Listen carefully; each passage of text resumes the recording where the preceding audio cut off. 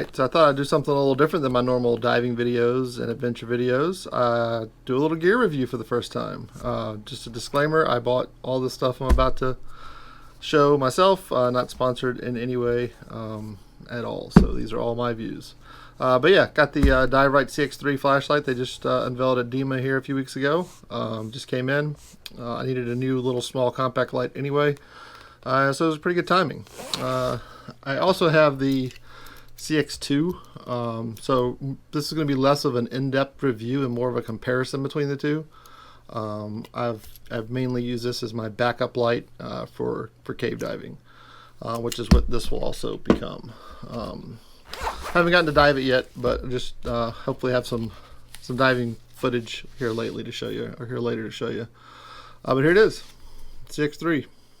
Very similar style. Size-wise, we can compare them a little bit. So obviously it's a little bit shorter. Diameter is about the same.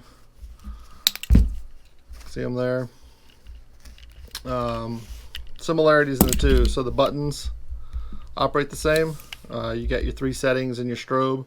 Strobe is very nice, especially for like an open water dive light to take with you, just in case you or boat forgets to pick you up. It's always nice to have that.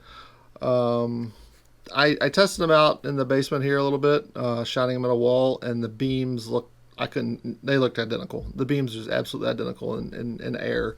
We'll see how they do in water, but I'm gonna guess it's probably pretty much the same. So we'll get into it here. So open it up. So they both use the same battery. One thing we'll notice, the tail cap is different. So that's the tail cap for the CX3. And the tail cap for the CX2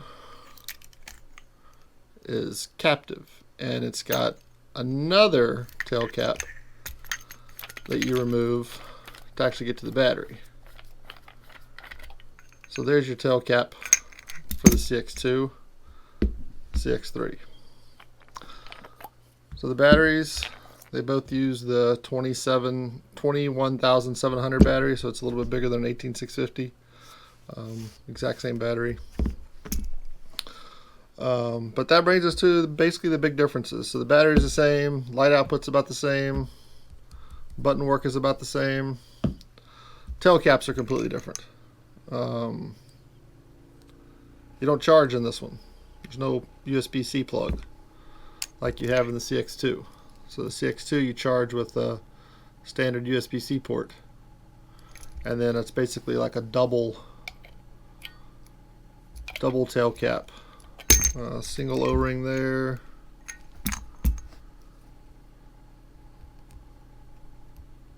Double O-ring? Oh yeah, they're double O-rings. Both double O-rings. So that's nice. Charging. So charging is going to be different. If this is how you like to charge your lights, you may not enjoy having to carry an extra cable, a different cable. So it's a little magnetic charging cable. That was the first thing that I really noticed when I got it. So me personally, it's not going to really affect me because I usually just charge the batteries in a standard lone wall charger. I don't really charge in the light, but it is nice to have when you're on travel. But now you've got to carry this with you. So something to keep in mind.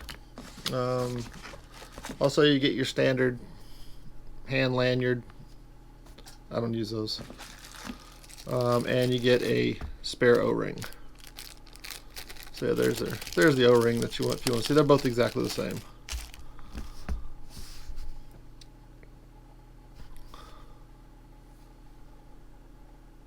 Double wall. So it's nice they give you one.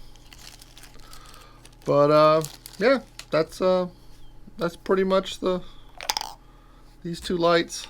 I don't know if there's no way that would work. It's definitely more compact, and I usually keep these.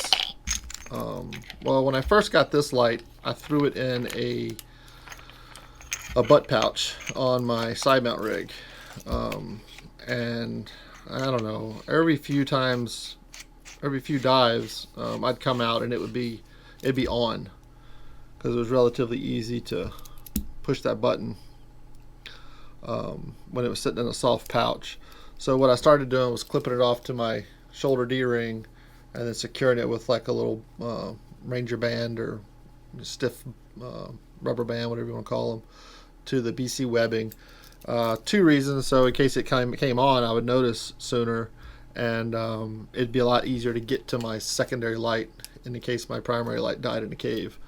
I wanted to be able to get to my secondary light a little bit quicker. I've exited a cave twice with this, just testing it. You can see the line, you can see your arrows. That's all you need out of a backup light. So I'm expecting this one to work pretty much the same, just in a little bit smaller of a package. The reason why I wanted to go smaller is because I'm now carrying it here. I wanted less bulk and less mass in that area, because with the rebreather and multiple stages on, it's starting to get cluttered. So this one will probably end up back in a pocket, maybe back in a pouch, and this one will be my main primary light. So yeah, that was it. CX2, CX3. If you got any questions about these 2 lights, let me know in the comments. If you enjoy these kinds of reviews and want to see more of them, let me know. I'm always getting new gear to test out. And yeah, let me know if you want to hear more about it. Thanks for watching.